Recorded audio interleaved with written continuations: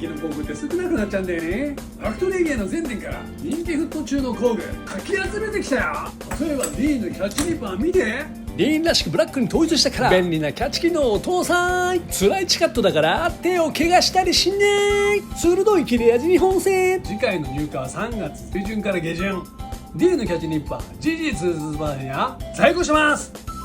さらに8分の3の T 型スピーダーハンドル、8分の3のソケットがくるくるくるくるくる。さらにそのままビットがさせてくるくるくるくるくる。もう少し力が欲しい時にはバーをスライドさせてグイッとできる。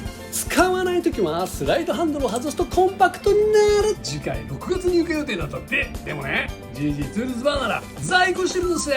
すごくない？ Gg ツールズバーなら手に入る。じゃあみんな行くよ。